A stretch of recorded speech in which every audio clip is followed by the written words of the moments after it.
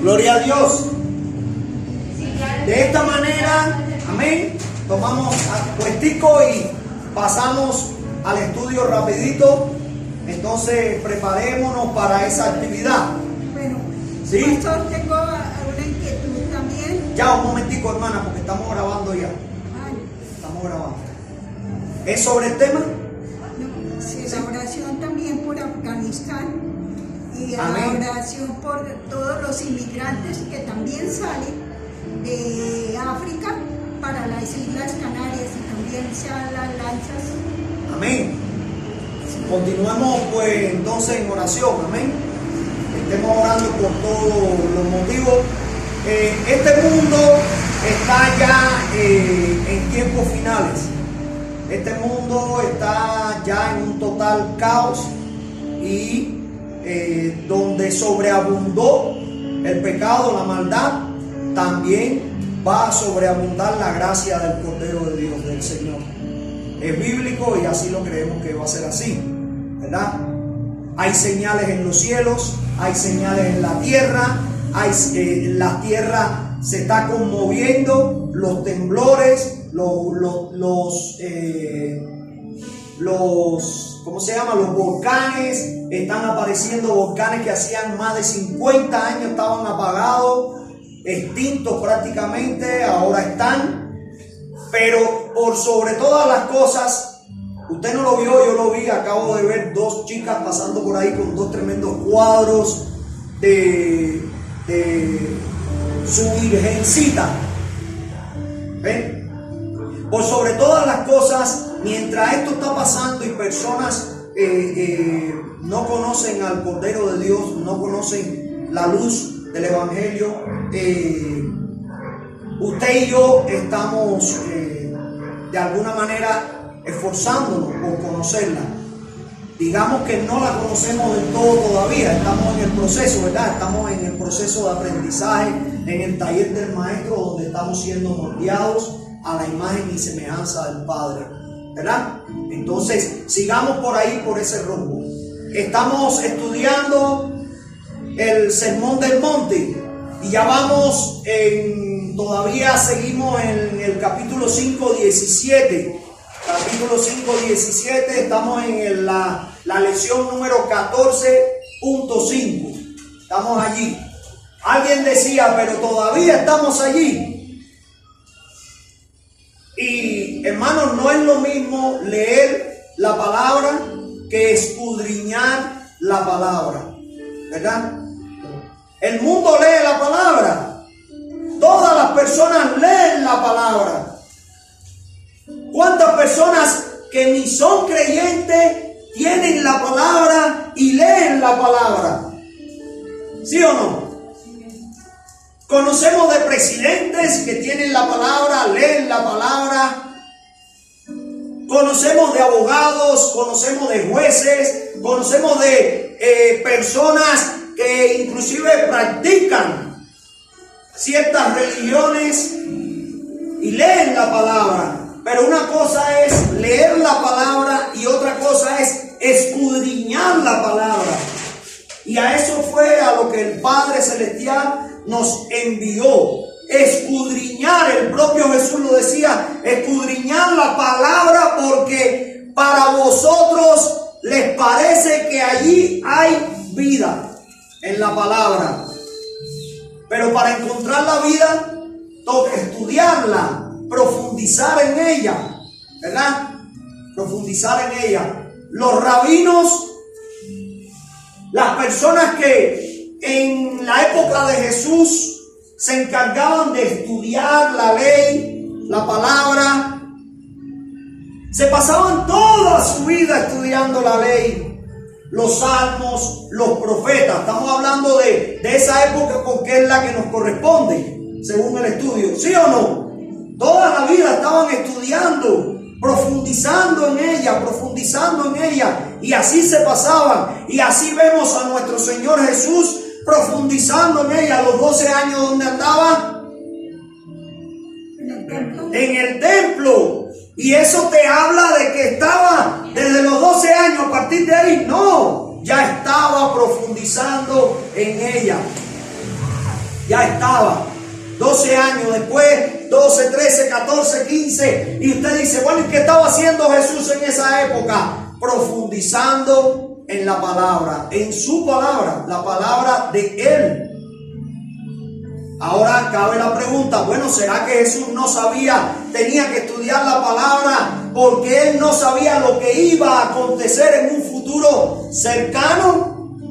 Él no sabía que de sus propios labios tenían que producirse el sonido celestial, el sonido más excelente, más profundo, sublime, que sobrepasó a todo sonido en este mundo. ¿Sabe cuál fue ese sonido? ¿No sabe? Allí en la cruz Él estuvo un día y pronunció un sonido, unas palabras que ejecutan sonido. ¿Qué sonido era? Tetelestai, consumado es. ¿Será que Jesús no sabía a los 12 años de que un día iba a tener que decir estas palabras? Claro que lo sabía, pero Él tenía que prepararse para ese momento. Usted y yo también tenemos que prepararnos para ese momento. La palabra de Dios es clara y el apóstol Pablo lo dice, que el hombre natural no percibe. ¿Quién es el hombre natural? Para usted, ¿quién puede ser el hombre natural? Jonathan, el hombre natural para ti, ¿quién puede ser? ¿O quién puede ser? Un hombre natural. Por supuesto, si hablamos de hombre natural, estamos hablando de hombres sobrenatural, ¿verdad?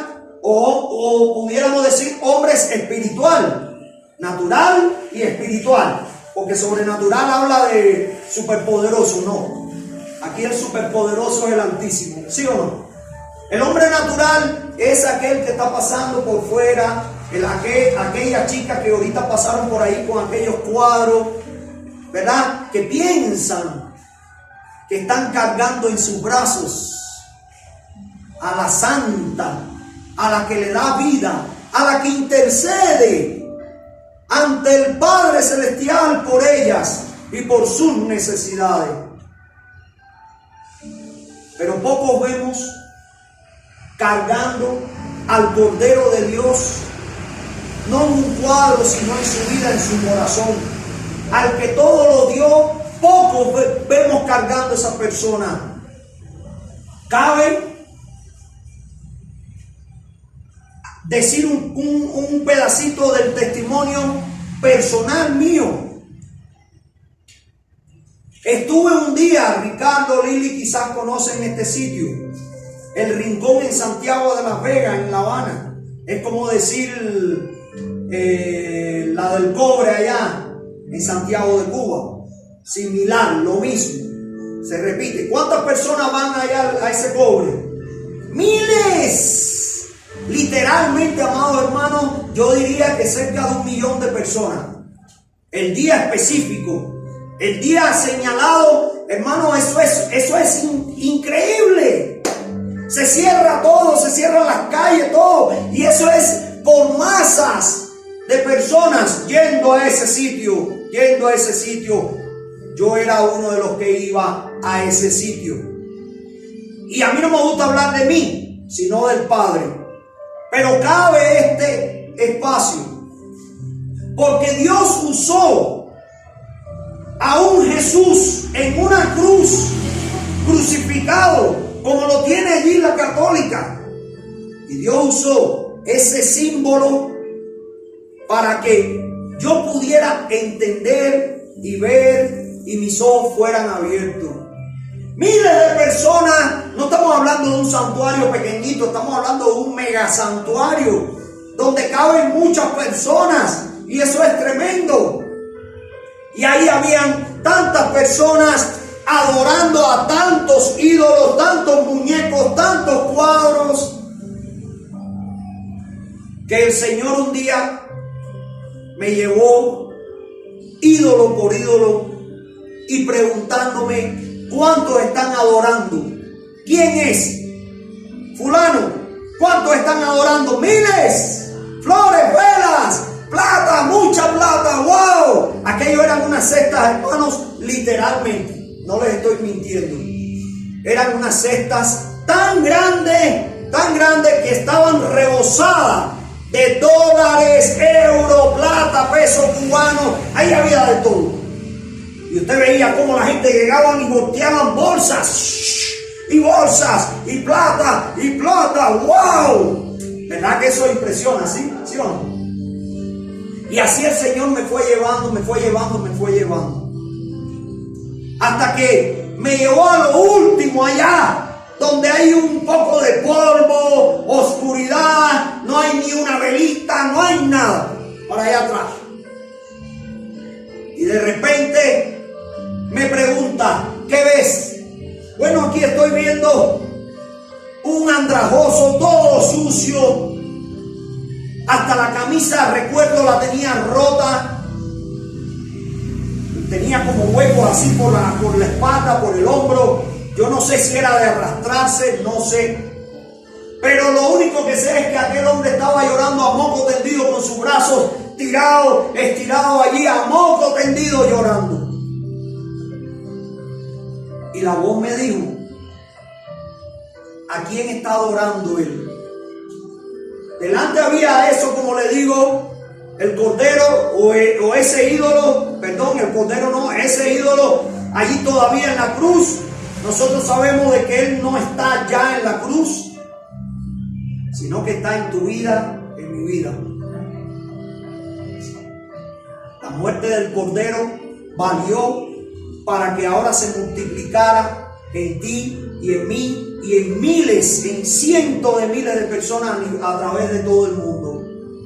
Y aquella voz me preguntó, ¿cuánto hay? Bueno, está allí, perdón, ahí está, delante de Jesús. Decía yo en mi ignorancia, el Hijo tuyo, Padre. Y aquella voz me dijo, por cuanto fue Él el que se dio por todos los que están aquí en este mundo. Usted sabe que Jesús se dio por toda la humanidad, ¿sí o no? Jesús se dio por toda la humanidad, por el hombre natural y por el hombre espiritual, la mujer natural y la mujer espiritual, por toda la humanidad. Por toda la humanidad, pero para que toda humanidad o toda persona que crea en Él no se pierda, más que mantenga vida eterna. Una sola persona estaba allí y otra persona le fueron abiertos los ojos en aquel sitio.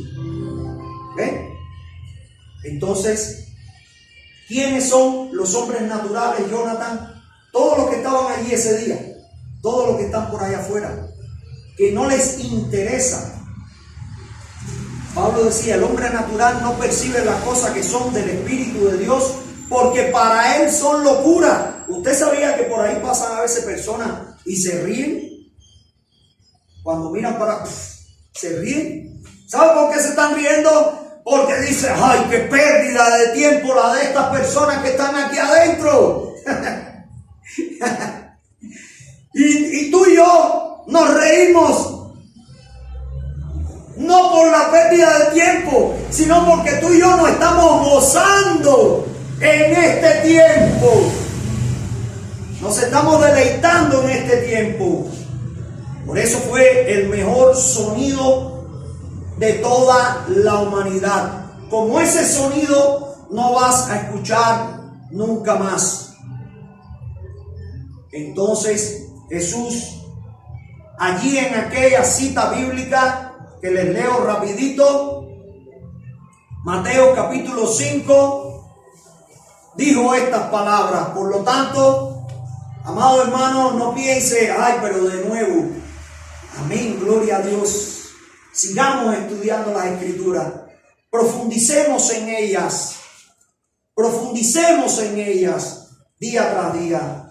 Jesús dijo, no penséis que he venido para abrogar la ley o los profetas. No he venido para abrogar, sino para cumplir.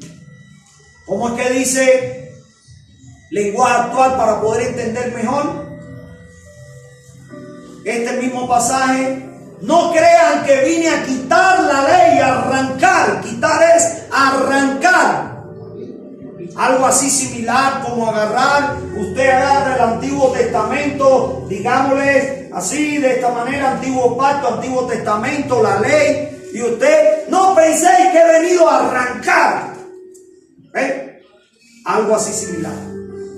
La ley, ni a decir que las enseñanzas de los profetas ya no valen nada.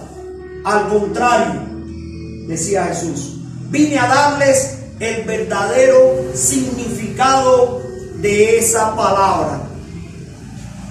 Ese fue el plan o el trabajo del Cordero de Dios aquí en la tierra, darle el verdadero significado para que las personas que estaban allí, recuerden Mateo capítulo 5 verso 1, subiendo Jesús le seguía una multitud y apartándose con sus discípulos, pero la multitud estaba allí también, ¿verdad?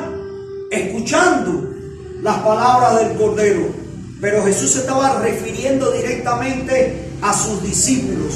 Luego vemos, y lo vamos a estudiar más adelante, cómo ya entonces se refiere a ciertos puntos de esta ley a la cual se estaba refiriendo, y los profetas, a la cual se estaba refiriendo Jesús. Estuvimos estudiando la ley a la que Jesús se estaba refiriendo. Primero estudiamos de el hombre cumpliendo toda la ley. Estudiamos después Jesús cumpliendo toda la ley. El domingo antepasado vimos la ley ceremonial. El domingo pasado vimos la ley civil o las leyes civiles, donde contemplan entre todas las leyes que están en el Antiguo Testamento, Antiguo Pacto, más de 600 leyes. Más de 600 leyes. El domingo pasado señalamos alrededor de 300 que le traje. Y los hermanos que estaban acá, hicimos un ejercicio, hicimos un ensayo. Y fuimos mencionando cada una por una, y nos preguntábamos: ¿será que puedo, estando yo en ese momento, no ahora? Nos montamos en el tren del tiempo y nos fuimos hacia detrás. Y imaginémonos en aquel momento, y vamos a ir mencionando una por una. Sí, esa yo podía cumplirla. Sí, esta sí, pero esta estaba muy difícil, o esta era imposible, o no iba a poder cumplir esta o aquello. Y así fuimos por casi 300 de las que mencionamos. De tal manera que nos dimos cuenta de que Pablo, cuando estaba hablando de que si tú podías cumplir toda la ley, y hasta Jesús también lo menciona, pero fallabas en una sola de ellas, estaba violando toda la ley. Toda la ley. Entonces, de esta manera Jesús está frente a esta multitud y a sus discípulos diciendo: un momento, yo le voy a mostrar el verdadero significado de toda la ley. Ahora correspondía estudiar la ley moral de Dios, es decir, los 10 mandamientos. Pero lo vamos a hacer el domingo próximo, porque hoy vamos a ver quién era este Jesús. Vamos a ver por qué razón Él podía cumplir toda la ley. ¿Por qué razón Él podía darle el verdadero significado a toda la ley? A cada una de ellas, amado hermano. Más de 600. ¿Verdad? Vamos a ver por qué razón Él vino entonces a manifestar quién era Él. De esta manera, hoy vamos a estudiar rapidito. Voy a tratar de que sea rapidito, claro está. 25 minutos. Solamente 7 aspectos donde se manifiesta a sí mismo el Cordero de Dios como el gran yo soy. Como Él se manifiesta el gran yo soy. Él tenía la capacidad, entonces, si Él se está manifestando que es el gran yo soy o el yo soy, entonces él tiene la capacidad de haber dado la ley y por supuesto manifestar ahora su verdadero significado de esa ley. Él fue quien la dio. Recuerde siempre el Evangelio de Juan capítulo 1. En el principio era el verbo y el verbo era con Dios. En el principio era la palabra y la palabra era con Dios. Y la palabra, el verbo, era Dios. Era el creador. Más adelante el apóstol Juan dice, y todas las cosas por él fueron creadas, por el poder de su palabra. ¿Verdad? Entonces, quiero que me acompañen rapidito. Voy a repartir alguna cita para que trabajemos todos juntitos. A Juan capítulo 8, 56 al 58. Juan capítulo 8, 56 al 58. Jesús le responde a un grupo de fariseos allí, porque le estaban haciendo una pregunta. ¿Quién tú eres? ¿Tú quién eres? Le preguntan ellos. ¿Tú quién eres? Para creerte, quizás ellos en su posición humana o ministros que eran ellos de administrar la ley y los profetas. Ese era el trabajo de ellos, ¿sí o no? El trabajo de los fariseos, de los escribas, ¿qué cosa era? Administrar la palabra, la ley, darle su verdadero significado. Fíjense, ese era el trabajo de ellos, ¿sí o no? Ellos debían de encargarse de escudriñar las escrituras, no leerlas, escudriñar las escrituras y darle su interpretación, o la interpretación que el Creador quería manifestar a la humanidad. Ese era el trabajo. Y entonces enseñarla en la sinagoga, ¿verdad? Interpretar, administrar la palabra. Entonces ellos mismos le están preguntando a esta persona, a Jesús, ¿tú quién eres? ¿Verdad?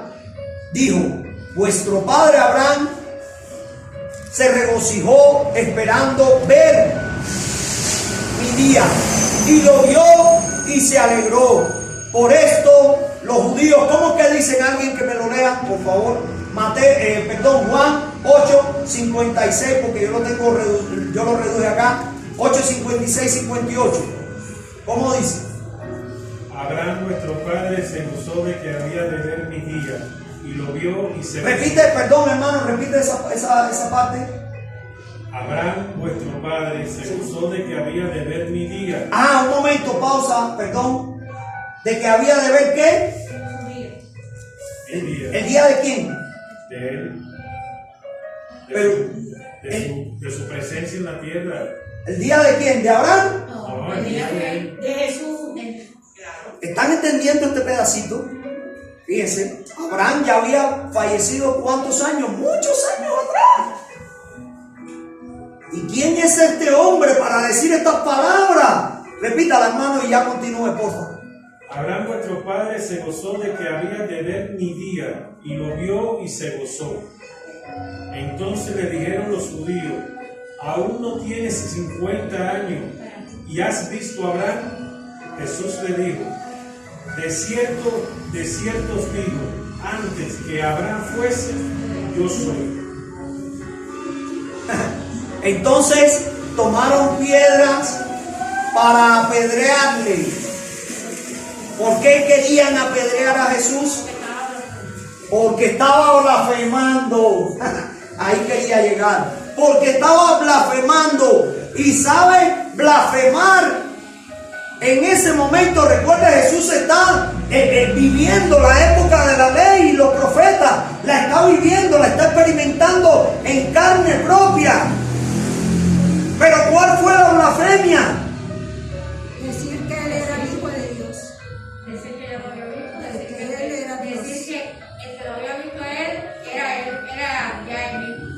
Imagínense decir eso. Amado hermano, Abraham es el padre de la fe. No solamente para el pueblo judío, también para ti y para mí. Él es el padre de la fe. Amén. Él fue ejemplo de creyente. Cometió faltas, tú y yo también las cometemos. Estamos en el mismo proceso que tuvo él. Igualito, no hay diferencia. Pero aquí Jesús está diciendo algo que pareciera que no tiene sentido. Porque está diciendo algo de una persona que no le conoce a él físicamente, a Jesús. Que han pasado muchos años. Aquí le dicen, todavía no tienes ni 50 años y estás pretendiendo decir estas cosas. Eso es una blasfemia. ¿Ven? Abraham dice aquí, vuelvo a repetir, vuestro padre Abraham se regocijó esperando ver mi día. Aleluya. Esperando ver el día en que podía ver que mi día.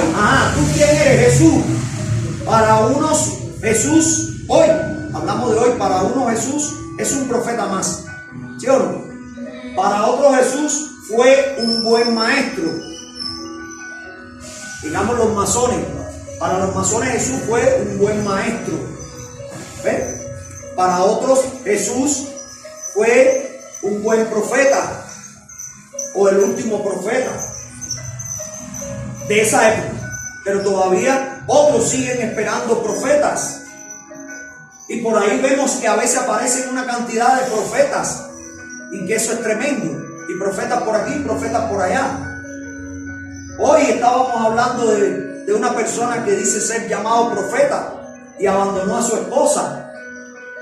Y anda ahora fornicando con otra mujer que probablemente sea de alguna congregación por ahí, ¿verdad? Y así vemos hoy para muchos Jesús es un guía o es un líder. Para otros Jesús es el Redentor, el Alfa y el Omega, principio y fin. Pero para otros Jesús es un revolucionario. Para Chávez Jesús era un gran revolucionario. ¿Usted sabía? Él lo decía en sus discursos. Lástima que para Fidel Jesús no fue ni tan siquiera revolucionario, porque ni lo mencionaba nunca. Yo creo que jamás en la vida ese hombre mencionó. Lo desapareció. Pero para ti y para mí Jesús es el Redentor. Para Abraham Jesús era el libertador. Para Abraham, Jesús era el que había de venir, el prometido. Para Abraham, cuando iba a sacrificar a Isaac, Jesús era la providencia. Dios proveerá, le dijo Abraham a Isaac. Abraham es el padre de la fe. Yo digo que Isaac es el padre de la obediencia. Porque a mí me sacan un cuchillo y yo me mando a correr. ¿Verdad? Y un par de hombres aquí escenificando encima de un poco de roca, de un altar, un evento que iba a venir en un futuro. El Padre entregando al Hijo. Aleluya. Pero en este caso la diferencia fue que a Abraham Dios le proveyó un sacrificio. Y en el caso del Cordero de Dios, Jesús, fue Él mismo. Y Él lo dijo un día: mi vida yo la pongo, nadie me la quita.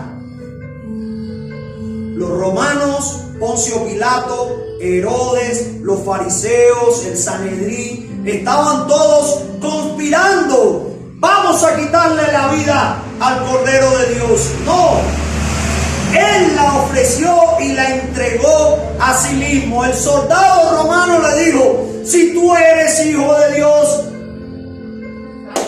bájate de la cruz. El ladrón que estaba al otro lado le dijo, si tú eres hijo de Dios, sálvate a ti mismo y sálvanos a nosotros. Jesús podía o no hacerlo. Sí, podía hacerlo.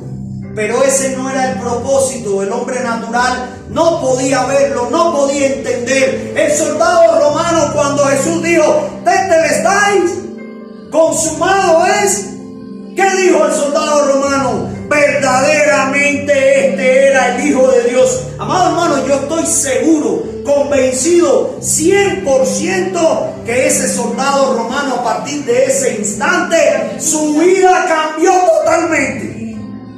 Totalmente, amado hermano, yo lo creo que pasó.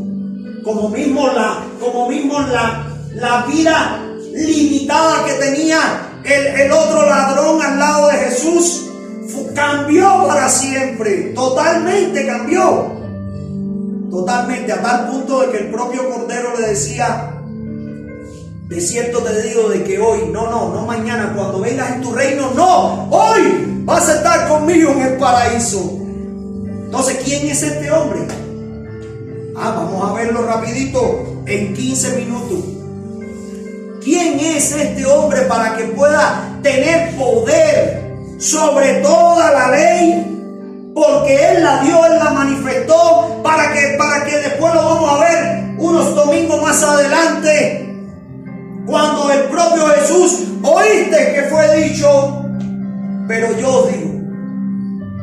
Entonces ahí estamos, vamos a poder entender un poco mejor el verdadero significado que Jesús le estaba dando a la ley y los profetas. Lo vamos a ver, pero es necesario entender estas cosas también. ¿Quién era Él? Él tenía el poder. Yo soy el pan de vida, dijo Jesús. Yo soy el pan de vida. Dice la palabra de Dios. Alguien por favor que me busque Juan capítulo 6, 22 en adelante. No, Juan capítulo 6, 31 al 35 nada más, porque eso es mucho, no nos va a dar tiempo. ¿Alguien me va a leer ese verso, por favor? Nuestros padres comieron el maná en el desierto, como está escrito, pan del cielo les dio a comer. Y Jesús le dijo, de cierto os digo, no os dio Moisés el pan del cielo, mas mi Padre os da el verdadero pan del cielo, porque el pan de Dios es aquel que descendió del cielo y da vida al mundo. Le dijeron, Señor, danos siempre este pan. Jesús le dijo, yo soy el pan de vida, el que a mí viene nunca tendrá hambre, y el que en mí cree no tendrá sed jamás. Aleluya. El 35, Ricky. Ese es el 35. Repítalo, por favor. Yo soy el pan de vida, el que a mí viene nunca tendrá hambre, y el que en mí cree no tendrá sed jamás. Jesús dijo, yo soy, pero yo soy ¿qué? El pan de vida. Pero ¿cuál pan de vida? El que a mí viene nunca tendrá hambre, y el que en mí cree no tendrá sed jamás. Este es el resultado de comer ese pan de vida. Pero el pan de vida, más arriba en el 32, Él lo manifiesta. De cierto digo, no os dio Moisés el pan del cielo, mas mi Padre os da el verdadero pan del cielo. Jesús, entonces tú estás queriendo decir que el maná no era pan, o no era el verdadero pan que estaba alimentando a aquellas personas. Qué raro, ¿cómo es esto? Porque el pan de Dios es aquel que descendió del cielo y da vida en el mundo. Aquellas personas que estaban allí escuchando estas palabras, yo estoy seguro que tenían ganas de volver a apedrear o intentar volver a apedrear a Jesús, porque continuaba blasfemando. Si usted ve toda la historia del Cordero de Dios, bíblicamente, digámoslo, usted se coloca en la parte del Sanedrín, de los escribas, de los fariseos, de los celotes, del que usted quiera colocarse, y usted dice, toda la vida de Jesús fue un gran blasfemador. Todo. Cada evento, cada minuto, cada día, cada historia que contaba, cada enseñanza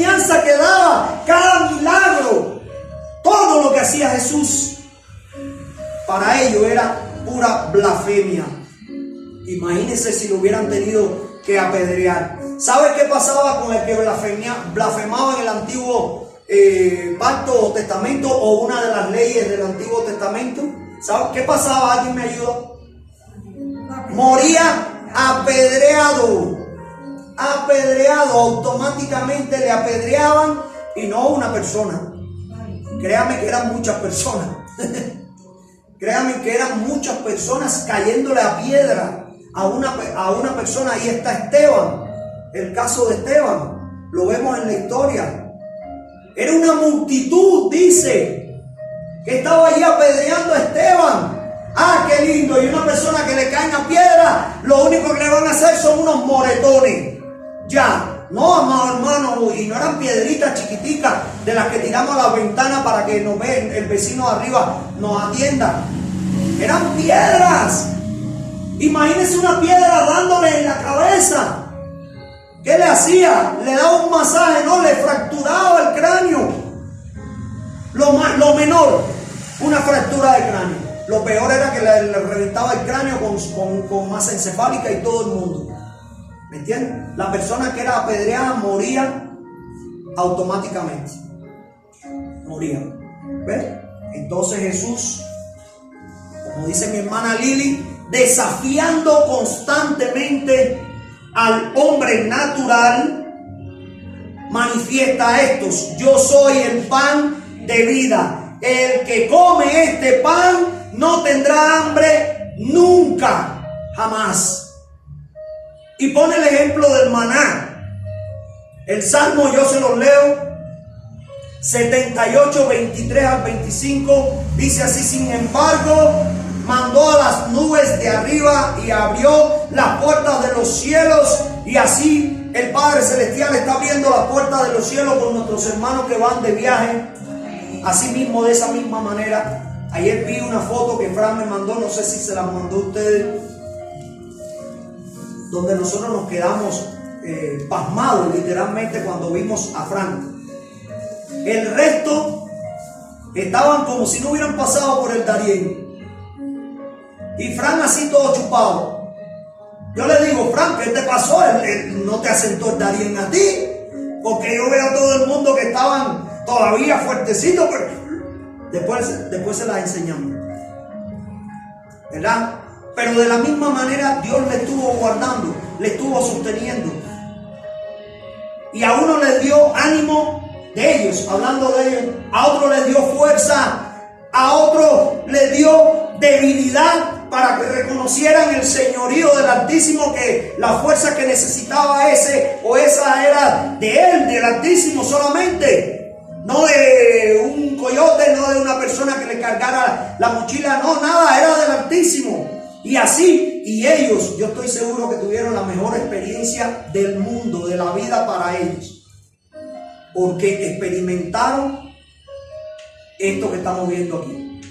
Dios les sostuvo. Fran me decía, 6 días prácticamente sin comer, 6 días, pero Dios nos sostuvo. Nos tomábamos un sorbito de refresquito instantáneo y aquello nos llenaba, nos sostuvo. Aleluya. Y eso es motivo de agradecimiento al Padre, amado hermano. ¿Ven? Entonces aquí el salmista dice, Salmo 78, 23, 25: sin embargo mandó las nubes de arriba y abrió las puertas de los cielos e hizo llover sobre ellos maná para que comiesen, y les dio trigo de los cielos, pan de nobles. Comió el hombre, no cualquier pan.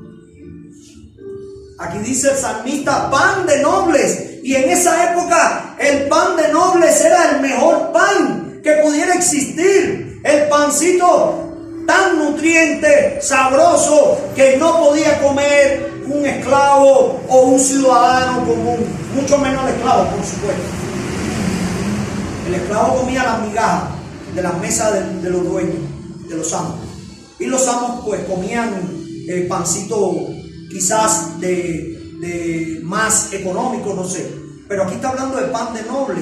Y este pasaje se refiere a el momento de cuando estaban allí ellos en el desierto, ¿verdad?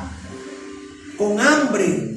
Ya se les había agotado recursos que habían sacado de Egipto, ya no tenían trigo, ya no tenían pan sin levadura que Dios le mandó a Moisés que debían de cargar y llevar, ya no tenían, ¿verdad? Y Dios por 40 años, no 40 días, 40 años le estuvo dando el maná, el pan del cielo.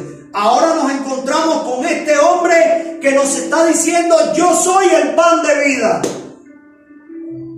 Cuando esas personas sabían y reconocían el milagro celestial de haberle dado maná al pueblo durante 40 años. Qué tremendo. Pero también Jesús les dijo algo más a ellos: yo soy la luz del mundo. Yo soy la luz del mundo. Y en Éxodo también, antes de llegar al desierto, allí había cada noche, durante cada noche, a partir del momento de que iban a cruzar el desierto, comenzó a aparecer un milagro sobrenatural allí en todo aquel lugar, que era la columna de fuego. ¿Para qué? Para darles luz e iluminarlo. Amados hermanos, esta columna de fuego les acompañó a ellos también durante 40 años.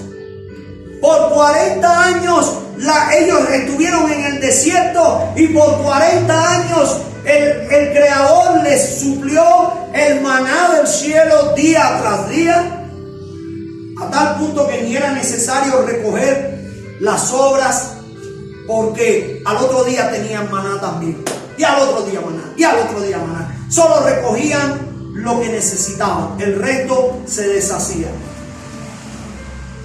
Y así mismo pasó cuando esto estaba aconteciendo. Durante la noche la columna de fuego les dio calor en medio de un desierto que en las noches las temperaturas bajan excesivamente. Ahora Jesús le está diciendo a esta persona también: yo soy la luz del mundo. Y eso lo podemos leer en Juan capítulo 8, 12 al 30. También Juan capítulo 1, del 4 al 5, 3 al 19, 21, 9 y 5, 12, 35 al 36. Digo esto para que quede también ahí el grabado, ¿verdad? Yo soy la luz del mundo. Yo soy, decía Jesús, el que he traído ahora, no el que va a traer. Ya la luz del mundo estaba. Ya la luz del mundo estaba. También le dijo algo más: yo soy la puerta o el portón. ¿Recuerdan la historia de Noé? El arca de Noé, donde había un arca, un barco, literalmente, de que Noé ni sabía que era un barco, ni sabía nada de para qué servía un barco, ni sabía que ese barco iba a flotar, porque todavía en esa época no existían las inundaciones. Él no sabía ni cómo ese barco iba a salir de ese terraplén, de esa tierra, de ese montículo, a flotar. ¿Qué cosa es flotar? ¿Usted nunca se ha puesto a pensar? ¿Y para qué Dios me manda a hacer este espacio acá, que hoy le llamamos barco nosotros, con una sola puerta, pudiendo hacer varias puertas para que entren más animales, ¿verdad? Pareciera que humanamente, naturalmente, no tiene sentido. Por ejemplo, los aviones tienen muchas puertas. Imaginémonos un avión con una sola puerta, ¿verdad? En medio de un accidente, ¿qué pasa? Un caos, ¿verdad? ¿Por qué tienen muchas puertas los aviones? Para salidas de emergencia, y en un momento de un caos poder salir todos, qué sé yo. O a veces vemos aviones donde montan por varios sitios para abordar rápido, porque tiene que despegar rápido. Imagínense el arca con muchas puertas. No, una sola puerta le dijo el Padre Celestial a Noé, y además de esto, la puerta la cerró él. Noé no pudo cerrar esa puerta. Cuando todos estuvieron dentro, dice la palabra de Dios que se cerró la puerta del arca. Ahora Jesús está diciéndole a ellos, además, adicional a esto de que Él es el pan de vida y que Él es la luz del mundo, que Él es la puerta. Que Él es la puerta. Pero además le está diciendo también, yo soy el buen pastor. Pero este sí ahora está mal. Porque ¿cómo piensa Él que Él es el buen pastor? Y el cumplimiento de todo esto está en Juan capítulo 10, verso del 1 al 18. Él es el buen pastor. Pero ¿qué se piensa este carpintero o ayudante de carpintero? Si tú nunca has pastoreado ni una ovejita, tú lo único que sabes hacer es sillas y mesas. Ayudar a tu papá a hacer sillas y mesas. ¿Qué va a decir él? Que él es el buen pastor. Pero Jesús un día dijo, mis ovejas oyen mi voz. ¿Y qué? Y me siguen. Mis ovejas oyen mi voz y me siguen. Allí Jesús le estaba hablando a todo aquel rebaño. Jesús estaba viendo hombres, mujeres. Jesús estaba viendo corderos y ovejas. Corderos y ovejas. Y dice, mis ovejas oyen mi voz y me siguen, porque yo soy el buen pastor. Y el buen pastor, las ovejas, sus ovejas le van a seguir siempre. Amén. Pero también adicional a esto, imagínense ustedes Jesús diciendo todas estas cosas a todas estas personas. Es como para apedrearle un poco de veces, ¿verdad? Humanamente. Es como para, pero tú eres un loco. Sí, imagínense aquellas personas, pongámonos en el lugar de las personas que estaban allí escuchando todo aquello y que estaban diciéndole a Jesús que era un blasfemador, un blasfemo. Pero adicional a todo esto, Jesús le dice, yo soy la resurrección y la vida. Aquí vamos a leer, voy a pedir por favor Juan capítulo 11, 17 al 27. Le agradezco a Ricardo si me lo puede leer. Yo soy la resurrección y la vida. Después de decirle todo esto, le está diciendo ahora también, yo soy la resurrección y la vida.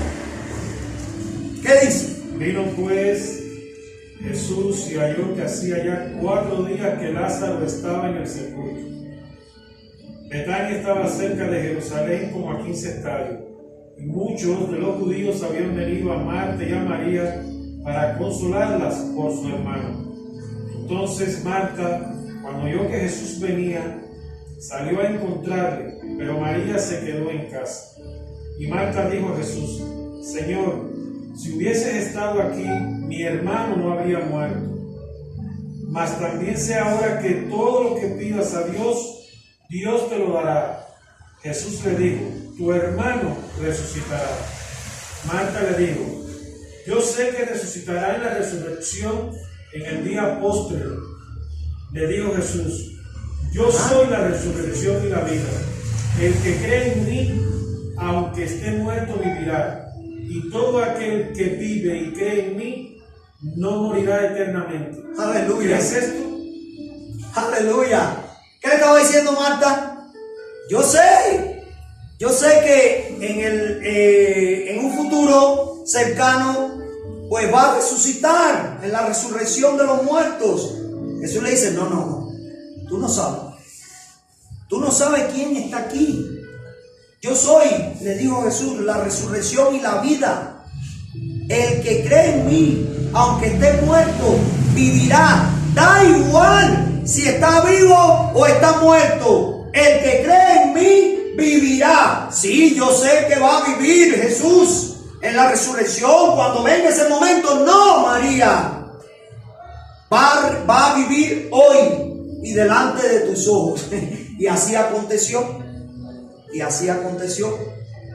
Jesús le estaba diciendo a la multitud también, yo soy la resurrección y la vida. Pero es que nuestro maravilloso Cordero no se cansó de indicarnos. Por todo este tiempo estuvo señalando el camino, tantos caminos, todos los caminos llevan a Roma, ¿verdad? Da igual Si vamos, por ejemplo, a Diver Plaza, da lo mismo que nos vayamos por esta calle, o que nos vayamos por la de allá afuera, o nos vayamos por la Muti, o nos vayamos bordeando todo el humedal. Todos los caminos llevan a Roma, ¿sí o no? ¿Verdad? Pero aquí ahora Jesús le está diciendo algo adicional a todo lo que ya vimos. Yo soy el camino, la verdad y la vida. Otro yo soy. El camino, la verdad y la vida. Ah, pero tú eres loco si todos los caminos llevan a Roma. De hecho, esta frase viene de esa época, de la época de los romanos, cuando Roma era un imperio y de todas las naciones siempre habían caminos que llegaban a Roma. Y la gente decía, tranquilo, todos los caminos llegan a Roma. Siga por ahí, por ese sendero y va a llegar a Roma. Porque todos los caminos obligados tenían que converger en Roma. Ahora Jesús le está diciendo, no es así, papá.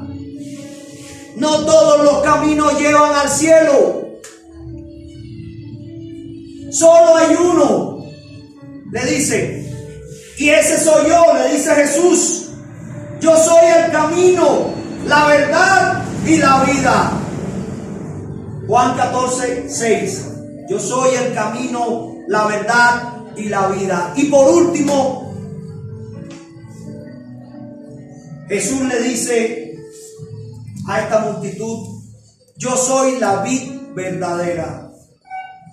Y quiero que lo leamos para terminar este pasaje. Juan capítulo 15, del 1 al 6. Por favor, alguien que me ayude. Yo soy la vid verdadera y mi Padre es el labrador. Todo pámpano que en mí no lleva fruto, lo quitará. Y todo aquel que lleva fruto, lo limpiará, para que lleve más fruto.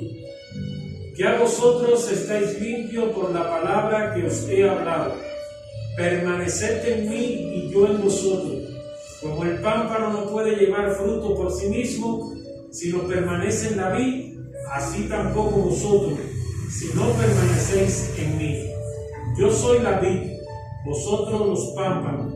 El que permanece en mí y yo en él, este lleva mucho fruto, porque separados de mí, nada podéis hacer. El que en mí no permanece, será echado fuera como pámpano, y se secará, y los recogen y los echan en el fuego y arden. Amén. Imaginémonos a Jesús con aquel famoso yo soy. Digamos que fue la primera vez que se recoge bíblicamente esta expresión yo soy. Y ahora yo me pregunto ya viendo todos estos 7 rapidito, ya termino. Cuando estaba Moisés frente a la zarza ardiente y de aquella zarza salía aquella voz y le decía, regresa a Egipto, yo te elegí a ti, yo te preparé en Egipto, tú estuviste en Egipto en un momento crítico donde todos los niños tenían que morir por orden, digamos, presidencial del faraón. Yo te guardé, yo te suplí, yo te di la vida, yo te sostuve, yo te preparé, yo te entrené, yo te saqué de Egipto, yo te tuve en el desierto para moldear tu carácter, yo te llevé a Madián, yo te di esposa, te di familia, yo te enseñé a pastorear ovejas. Yo te estaba moldeando, Moisés, en todo ese tiempo. Te estuve moldeando. Ahora te voy a usar.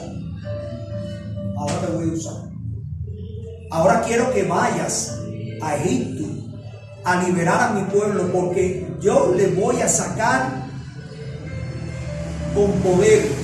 Mi gloria se va a manifestar allí en Egipto. Moisés no sabía ni qué iba a pasar.